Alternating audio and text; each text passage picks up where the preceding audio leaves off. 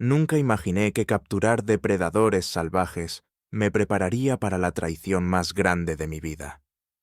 Cuando mi esposa trajo a otro hombre a nuestra cama y dijo, «Voy a abrir nuestro matrimonio. Si tienes un problema, márchate».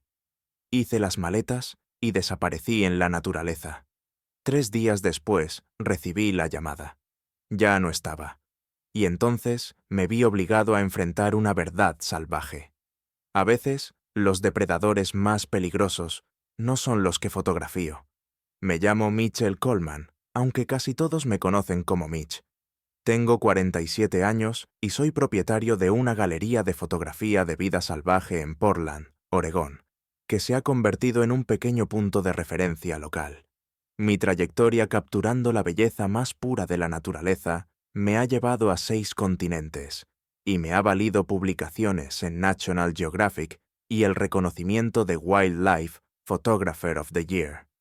Pero ninguna imagen que haya tomado se compara con el momento en que comprendí que mi vida era una mentira cuidadosamente construida. Conocí a Valerie Harrison en una subasta benéfica, donde una de mis fotografías se vendía para apoyar la conservación de la fauna salvaje. Era elegante, inteligente y parecía realmente interesada en mi trabajo. En menos de un año nos casamos, y creí haber encontrado a mi compañera perfecta. Alguien que entendía mi necesidad de desaparecer durante semanas en plena naturaleza, que apreciaba mi arte, que hacía de nuestra casa un hogar. Cuando conocí a Lisa, su hija, ella tenía solo 10 años. Su padre biológico había desaparecido, dejando a Valerie sola para criarla. Tras casarnos, adopté a Lisa, tanto legal como emocionalmente. Se convirtió en mi hija en todos los sentidos que importan. A los 16 años sufrió un accidente de escalada que la dejó paralizada de cintura para abajo. Los médicos dijeron que no volvería a caminar, pero subestimaron su determinación. Ahora, con 24, Alisa es campeona paralímpica de carreras en silla de ruedas y tiene la vista puesta en los próximos Juegos.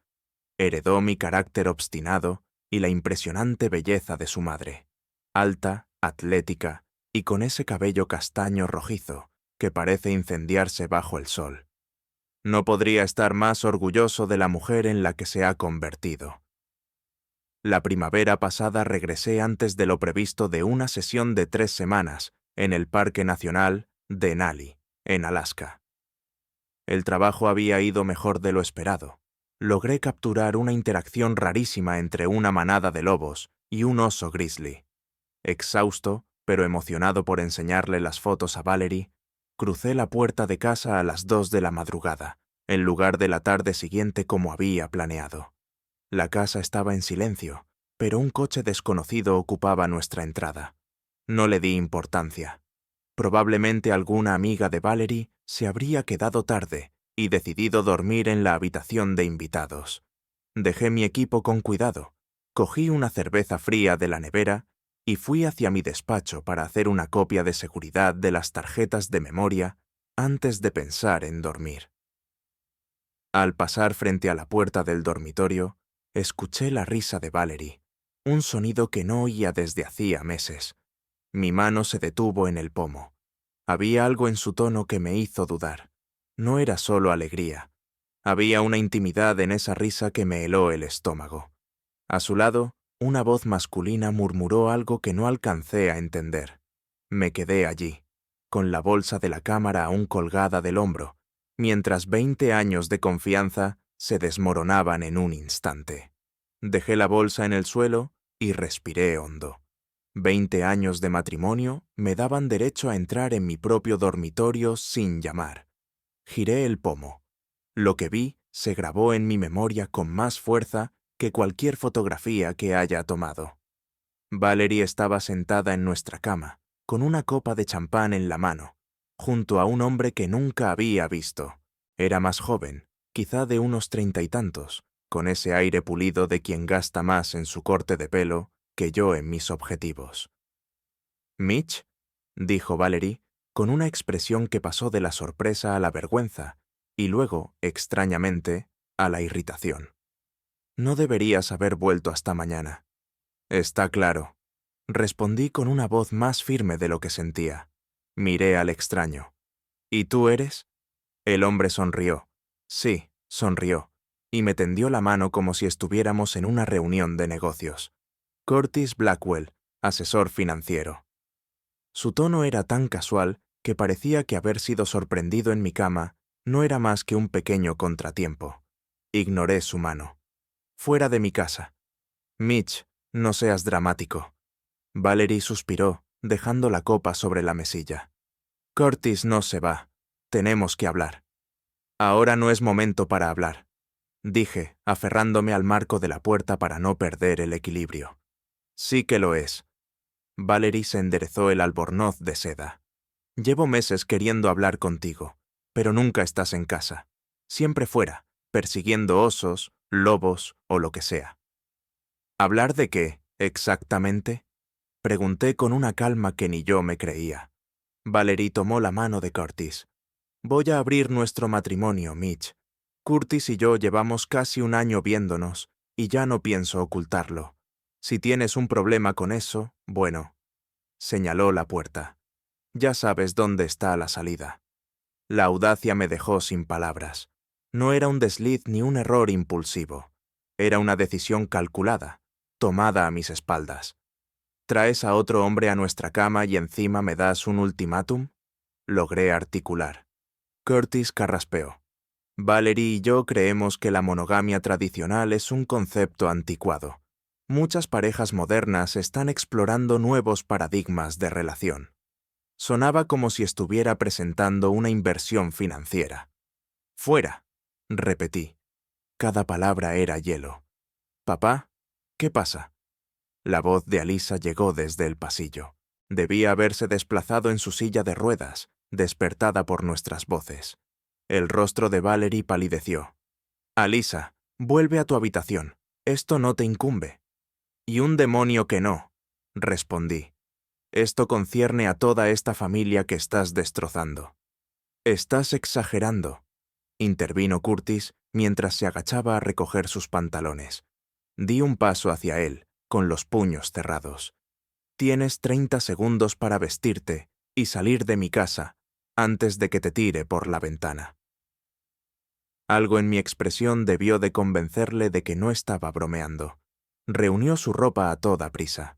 Me giré hacia mi hija, cuyos ojos reflejaban la misma traición que yo sentía. Alisa, lo siento. No deberías haber visto esto. No pidas perdón por sus errores, papá, respondió con firmeza. Su mirada se clavó en su madre. Curtis salió a toda prisa. Los neumáticos chirriaron al alejarse por la entrada. No fui capaz de mirar a Valerie, sabiendo que si lo hacía podría decir o hacer algo de lo que me arrepentiría. 20 años de recuerdos se estaban convirtiendo en cenizas dentro de mi cabeza. Tenemos que hablar de esto como adultos, dijo Valerie, ajustándose el albornoz. Esto no tiene por qué ser el final de nada. Ya lo es, respondí, volviéndome hacia Alisa. Cariño, ¿nos dejas un momento? Alisa apretó la mandíbula, los ojos duros. Lo que tengas que decirle a mamá, puedes decirlo delante de mí. Ya no soy una niña. Valerie suspiró con dramatismo. Por esto mismo no te lo dije, Mitch. Sabía que lo convertirías en una telenovela en lugar de ver la oportunidad. ¿Oportunidad? Solté una carcajada sin humor. ¿De qué? ¿De ver cómo destruyes nuestra familia? De evolucionar, de crecer más allá de esas ideas tan restrictivas sobre el matrimonio y la fidelidad. Valerie se estaba alterando. Curtis me entiende de formas que tú nunca has hecho. Él aprecia que yo necesite algo más que... Basta, la interrumpió Alisa. Basta ya, mamá. Papá no ha hecho más que apoyarte durante 20 años. Me adoptó cuando mi propio padre nos dejó. Te construyó ese estudio en el jardín. Vuelve a casa para cada aniversario, incluso desde los lugares más remotos. El rostro de Valerie se ensombreció. Siempre tomas partido. No entiendes lo que es estar casada con alguien que nunca está, siempre detrás de la foto perfecta en algún lugar perdido, mientras yo me quedo aquí. Ya había oído suficiente. Caminé hacia el armario y saqué mi bolsa de expedición. «¿Qué estás haciendo?», preguntó Valerie. «Lo que tú misma sugeriste», respondí mientras metía ropa con método. «Me voy». «No seas ridículo. ¿A dónde vas a ir a estas horas?». Seguí empacando. Mi equipo de cámara, los discos duros y la foto enmarcada de Alisa ganando su primera medalla paralímpica. «Tengo una cabaña en el Monte Hood, lo sabes. No puedes simplemente marcharte. Tenemos que solucionarlo», insistió Valerie, aunque su voz ya empezaba a perder firmeza. Cerré la cremallera de la bolsa. «No hay nada que solucionar. Tú tomaste tu decisión hace un año, según dices. Yo estoy tomando la mía ahora». Alisa se colocó a mi lado en su silla. «Voy contigo, papá». «No, cariño. Tienes entrenamiento mañana», dije con suavidad. «Tu entrenador me mataría si faltas». «Entonces iré este fin de semana», insistió. Asentí. Luego me volví hacia Valerie. «Volveré cuando Curtis se haya ido, para recoger el resto de mis cosas». «Mitch, estás exagerando», intentó decir Valerie una vez más, pero ya no quedaba fuerza en su voz. Me colgué la bolsa al hombro y caminé hacia la puerta. Antes de salir, me detuve. Sin girarme, dije: 20 años, Val. 20 años. Y ni siquiera pudiste darme la dignidad de una conversación antes de traerlo a nuestra cama». Antes de que pudiera responder, ya estaba fuera, cargando mi camión. A las 3 de la madrugada conducía hacia el este, rumbo al Monte Hood, mientras las luces de la ciudad se desvanecían tras de mí y el bosque me envolvía en la oscuridad. En la naturaleza, al menos, la traición tenía un propósito: la supervivencia. Aquello, en cambio, solo era destrucción por puro capricho. La cabaña me recibió como a un viejo amigo, rústica y aislada. Estaba situada en unas 4 hectáreas de bosque, con vistas al Monte Hood que quitaban el aliento. La había comprado años atrás como base para mis sesiones en el noroeste del Pacífico, y con el tiempo la convertí en un refugio donde procesar mis fotografías y desconectar entre encargos. Descargué el equipo de forma mecánica, moviéndome en piloto automático. El olor familiar a pino y leña me devolvió algo de equilibrio mientras encendía el fuego en la chimenea de piedra. Afuera, el amanecer se desplegaba sobre las montañas, tiñendo el cielo de los mismos tonos rosados y dorados que había pasado la vida intentando capturar. Pero, por primera vez, dejé la cámara intacta. El teléfono no había parado de sonar desde que salí de Portland. Valerie había llamado 17 veces y dejado 9 mensajes. Escuché el primero. «Mitch, esto es una niñería. Vuelve a casa y hablemos como adultos. Curtis no volverá esta noche, te lo prometo». Lo borré sin escuchar los demás. En su lugar, llamé a la encargada de mi galería, Sara. «Hola, jefe», respondió con alegría. «Pensé que volvías mañana». «Cambio de planes», contesté, intentando mantener un tono neutro. «Estoy en la cabaña. ¿Podrías encargarte de la galería unos días? Necesito tiempo». Sara llevaba 8 años trabajando conmigo. Me conocía lo suficiente para oír lo que no decía. «Por supuesto. ¿Todo bien?» «No, pero lo estará». Hice una pausa. «Si Valerie aparece por allí, dile que no estoy disponible. No le digas dónde me encuentro». Colgué, silencié el teléfono y lo dejé sobre el sofá. Durante los 2 días siguientes, existí en una especie de suspensión. Corté leña hasta que me dolieron los brazos. Recorrí los senderos cercanos hasta que las piernas me fallaron y bebí café en el porche, viendo águilas sobrevolar los pinos. Por las noches me servía un whisky y me quedaba mirando el fuego, intentando entender cómo 20 años podían deshacerse en 20 minutos. La tercera mañana, un sonido familiar me sacó del sueño. El motor especial de la furgoneta adaptada de Alisa. Salí al porche justo cuando ella maniobraba con destreza por la rampa que había instalado años atrás. «Tienes un aspecto horrible», anunció, observando mi barba descuidada y la ropa arrugada. A pesar de todo, sonreí. «También me alegra verte, pequeña».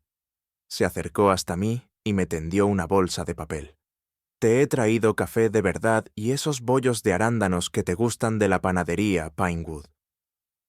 Nos sentamos en silencio durante un rato, viendo cómo la niebla matinal se disipaba sobre el valle. Mamá está histérica, dijo al fin Alisa. Ha llamado a todo el mundo para intentar encontrarte. Que se preocupe, respondí, con más amargura en la voz de la que pretendía.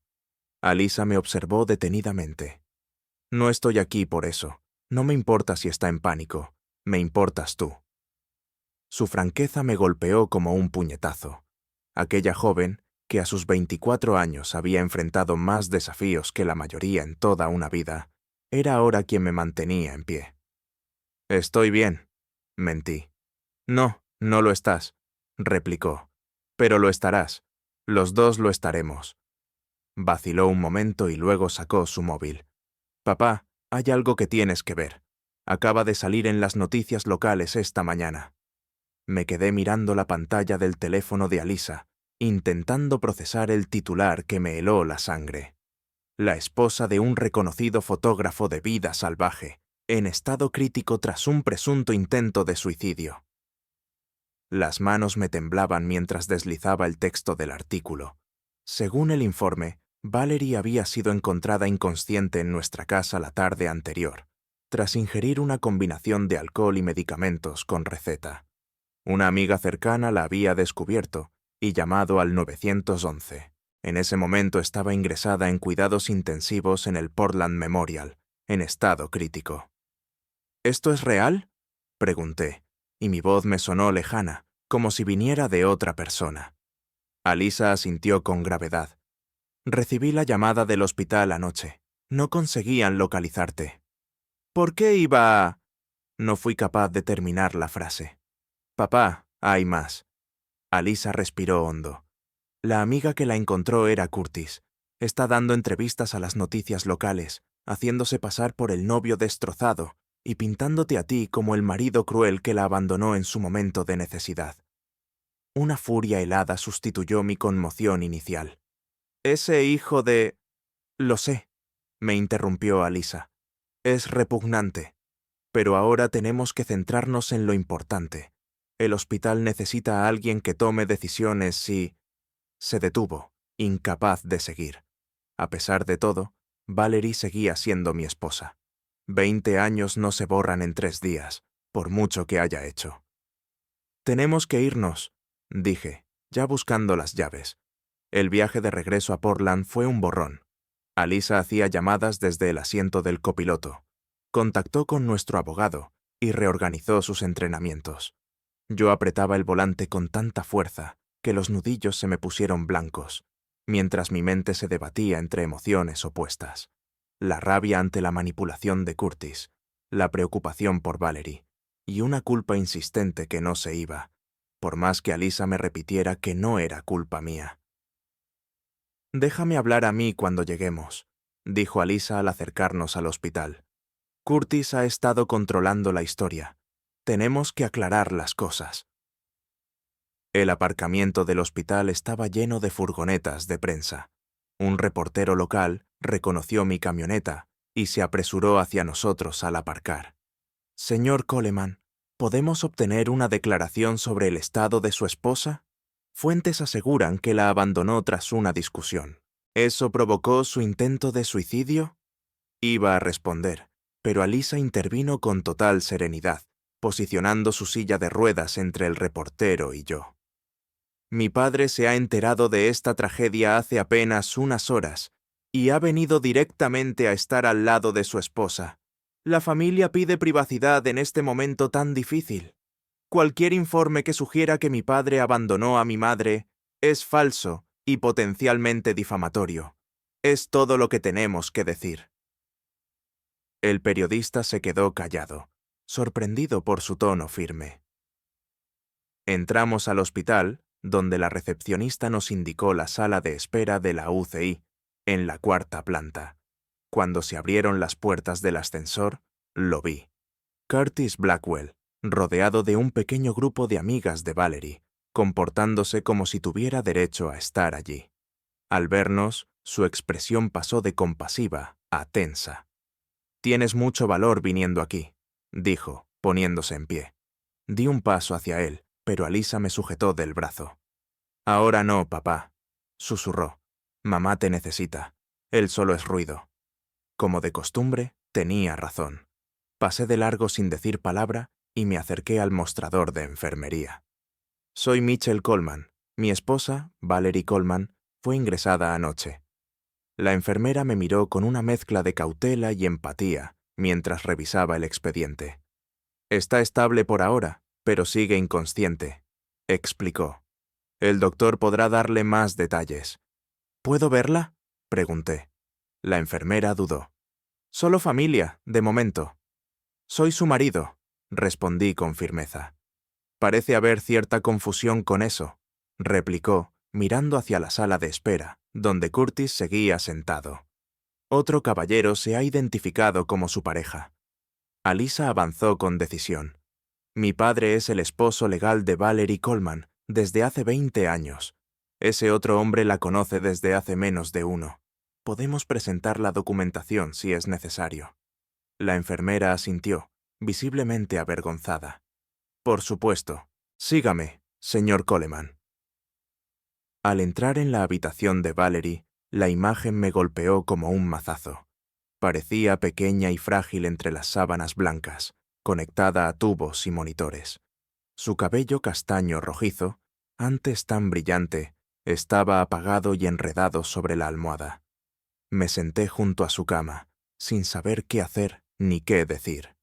Pese a la traición, verla tan vulnerable despertó en mí un instinto de protección que creía muerto desde hacía 3 noches. El doctor vendrá en breve, dijo la enfermera antes de dejarnos solos. Tomé con cuidado la mano de Valerie, notando lo fría que estaba. Estoy aquí, Val, susurré. Sus párpados se estremecieron, pero no se abrieron. Durante casi 1 hora permanecí en silencio, observando el leve ascenso y descenso de su pecho, escuchando el ritmo constante del monitor cardíaco. La ira que me había sostenido desde que dejé nuestra casa quedó, por un momento, eclipsada por la preocupación y la confusión. La doctora Myers llegó poco después.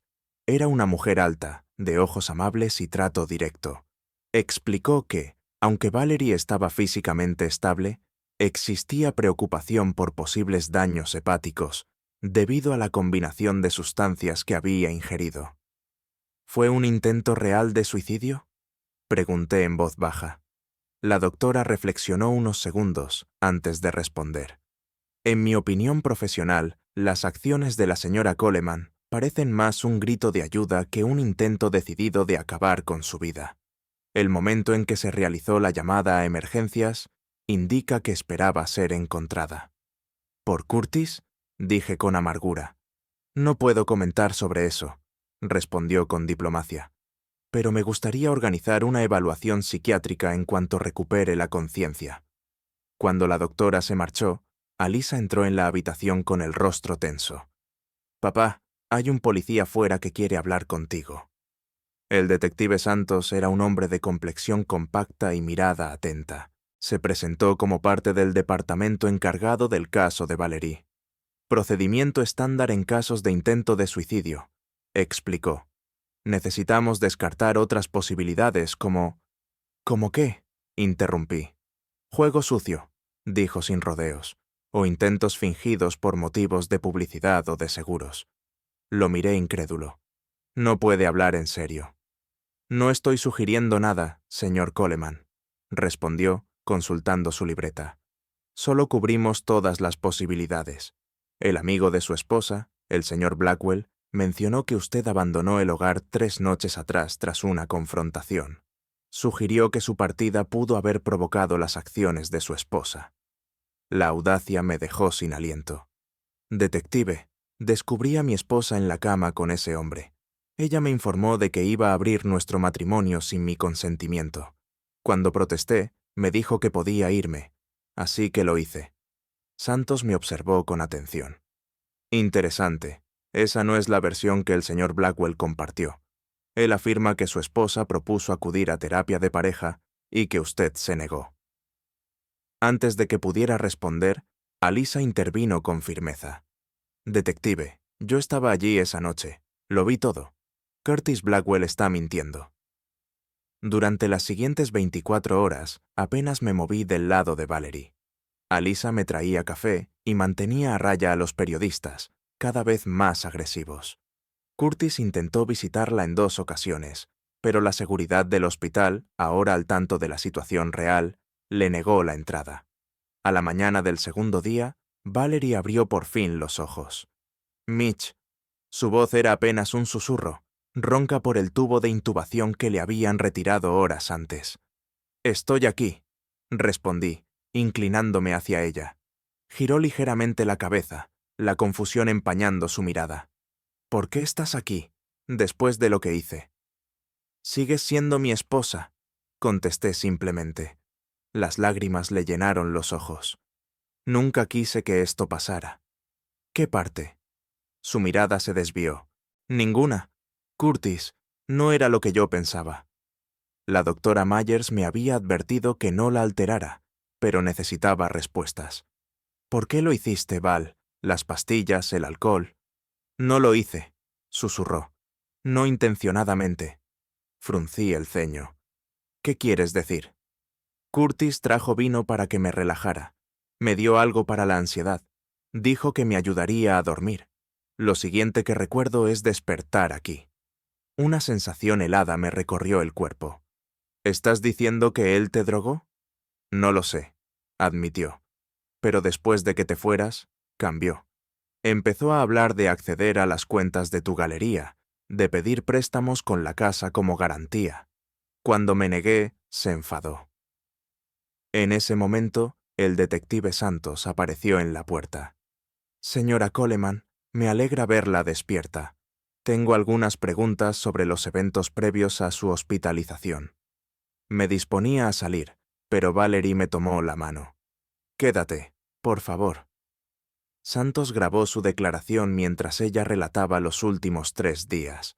La creciente irritación de Curtis tras mi marcha, su obsesión por los asuntos financieros en lugar de su relación, y finalmente, sus sospechas sobre la noche en que fue hospitalizada. Hemos estado investigando al señor Blackwell desde su ingreso, reveló Santos.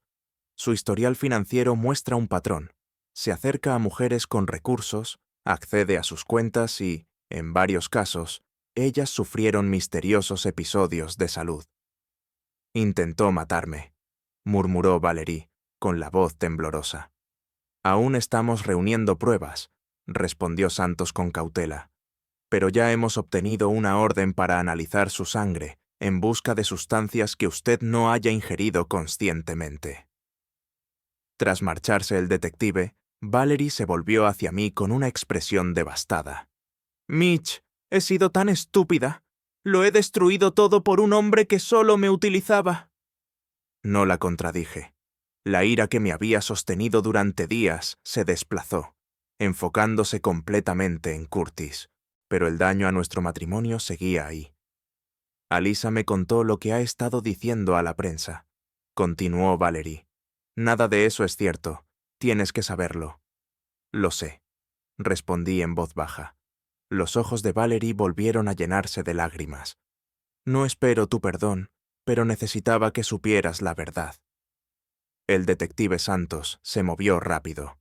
Al anochecer, el hospital confirmó niveles inusualmente altos de sedantes en la sangre de Valerie, muy por encima de la única pastilla para la ansiedad que recordaba haber tomado.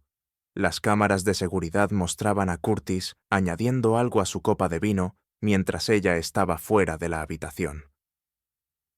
«Estamos preparando una orden de arresto», me informó Santos cuando nos encontramos en el pasillo. Los registros financieros del señor Blackwell muestran que lo ha hecho antes. 3 mujeres más en circunstancias similares, aunque ninguna con un plan tan elaborado. ¿Cuál era su objetivo final?, pregunté. Según los documentos hallados en su apartamento, planeaba hacer que su esposa fuera declarada temporalmente incapaz por motivos de salud mental. Con el papeleo adecuado, podría haber obtenido control sobre sus bienes y potencialmente sobre los suyos, a través de ella. La crueldad calculada era sobrecogedora. Curtis no había visto a Valerie como una persona, sino como una puerta de acceso a la riqueza. Regresé a la habitación y encontré a Alyssa junto a su madre. Su conversación se interrumpió en cuanto entré. «Os dejaré un rato a solas», dijo Alyssa, apretando la mano de Valerie antes de salir con su silla de ruedas. Un silencio incómodo se instaló entre nosotros. Pese a la manipulación de Curtis, la ruptura de confianza seguía ahí, como una herida abierta. «La policía está arrestando a Curtis», dije finalmente. «El hospital encontró pruebas de que te drogó». Valerie asintió débilmente. «El detective Santos me lo contó. Aún no puedo creer que me dejara engañar así». «Era convincente», respondí, aunque las palabras sonaron vacías incluso para mí. «No lo suficiente para justificar lo que te hice a ti y a Alyssa». Su voz se quebró. «He estado hablando con ella. Me contó todo. Lo mucho que trabajó en aquella fiesta de cumpleaños. Lo ilusionada que estaba por sorprenderme». Me senté en la silla junto a su cama, sin saber qué decir. 20 años de matrimonio pendían de un hilo, dañados de un modo que no se podía reparar fácilmente. «No espero que me perdones», continuó Valerie, «pero necesito que sepas que nunca dejé de quererte. Me perdí por el camino, resentida por tus ausencias en lugar de apreciar tu pasión». Hizo una pausa. Curtis supo aprovechar esa vulnerabilidad a la perfección. «Casi te mata, Val». «Lo sé». Levantó la mirada y me sostuvo la vista. «Y habría ido a por ti y a Lisa después. La policía encontró notas detalladas sobre tus cuentas, la galería, incluso tu póliza de vida». «La galería...» De pronto recordé algo. «Necesito hacer una llamada», dije, saliendo al pasillo. Sara respondió al instante. «Mitch, gracias a Dios. He estado intentando localizarte. Alguien ha intentado acceder a las cuentas de la galería esta mañana. Quiso hacer una transferencia de casi $200,000. «Curtis», murmuré. «El banco la bloqueó porque requería doble autenticación. Yo no la aprobé». «Llama inmediatamente al detective Santos», le indiqué, dándole su número. «Cuéntale todo». Al colgar, Alyssa se acercó con el ceño fruncido. «Papá, tienes que ver esto». Me tendió su tableta, mostrando la cuenta de Instagram de Curtis. Allí, publicada hacía apenas media hora, había una foto mía entrando al hospital, con el pie de foto. El hombre que abandonó a su esposa vuelve por las cámaras, demasiado poco, demasiado tarde. Pensó que era su vieja vida, atrapado en cámara. El arresto dio la vuelta al país. Depredador financiero arrestado, la esposa del fotógrafo entre las víctimas. El titular corría por la parte inferior de todos los informativos. La campaña que Curtis había preparado en redes sociales se volvió en su contra de forma espectacular cuando las pruebas salieron a la luz. Los mismos medios que me habían pintado como el villano, ahora me describían como el marido leal que se mantuvo al lado de su esposa, pese a su traición. Lo odié. «Deberías dar una declaración», insistió James Miller, el consultor de relaciones públicas de la galería. «Esta exposición podría impulsar tu perfil profesional».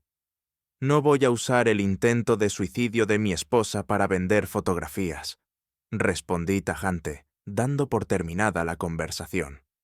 Valerie mejoró de forma constante durante la semana siguiente. Los médicos confirmaron que no habría secuelas físicas del exceso de medicación, aunque la recuperación psicológica sería más lenta. La visitaba a diario, y poco a poco nuestras conversaciones fueron pasando del engaño de Curtis a los problemas más profundos de nuestro matrimonio. «Sentía resentimiento hacia tu éxito», admitió Valerie en una de esas visitas. «Tu pasión por el trabajo me hacía sentir que me quedaba atrás». Curtis detectó esa debilidad enseguida. «Yo debería haber visto cómo te sentías», reconocí. Alyssa se convirtió en nuestro puente, yendo del hospital a la cabaña, donde yo me refugiaba del circo mediático. Su fortaleza durante todo aquel proceso me asombró, sobre todo teniendo en cuenta la traición que ella también había sufrido. «¿Cómo estás llevando todo esto?», Le pregunté una noche, mientras cenábamos en la cabaña. Mejor de lo que pensaba, contestó con calma. De una forma extraña, todo se ha vuelto más claro. Mamá tomó decisiones terribles, pero no es el monstruo que creía hace 3 semanas.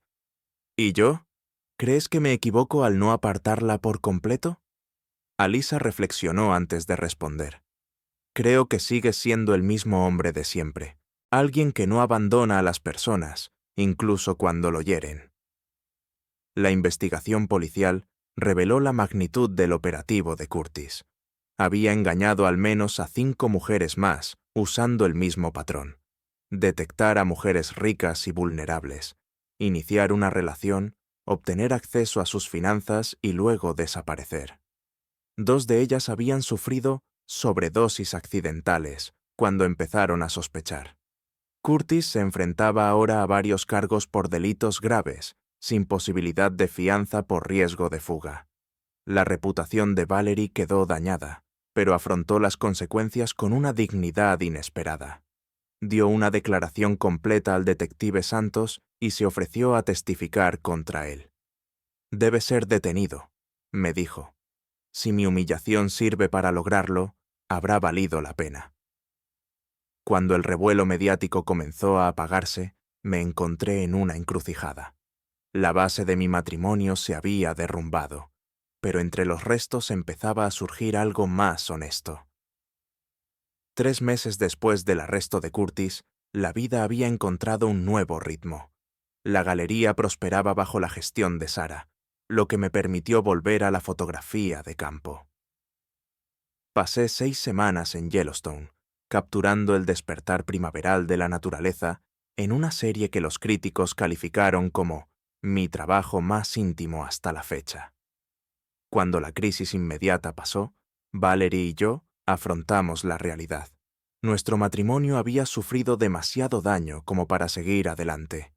Solicitamos el divorcio. El proceso fue sorprendentemente cordial, dadas las circunstancias. Ella se mudó a Seattle, cerca de su hermana, y abrió un pequeño estudio de diseño de interiores que encajaba con su creatividad. «Gracias por no odiarme», me dijo el día que se fue. Yo no habría sido tan indulgente. «Odiar consume demasiada energía», respondí con sinceridad. «Prefiero enfocarla en otra cosa». Esa otra cosa se convirtió en una fundación que Alisa y yo creamos para ofrecer talleres de fotografía a niños con discapacidad. Verla enseñar a los jóvenes a mirar el mundo a través del objetivo de una cámara me dio más satisfacción que cualquier inauguración de galería. «Has cambiado», observó Alisa mientras revisábamos las fotos de los alumnos tras uno de los talleres. «Estás más presente». Tenía razón. Casi perderlo todo me había enseñado lo que realmente importaba. El éxito no significaba nada si no había alguien con quien compartirlo, y había olvidado esa verdad durante demasiado tiempo. Curtis Blackwell se declaró culpable de múltiples delitos, aceptando una condena de 20 años para evitar el juicio. Sus víctimas, incluida Valerie, recibieron una compensación económica, aunque el daño emocional era imposible de reparar. Nunca regresé a nuestra antigua casa. La vendí y doné la mitad del dinero a organizaciones que ayudan a víctimas de abuso financiero. La cabaña de la montaña se convirtió en mi hogar permanente, su sencillez reflejando mi nueva forma de vivir.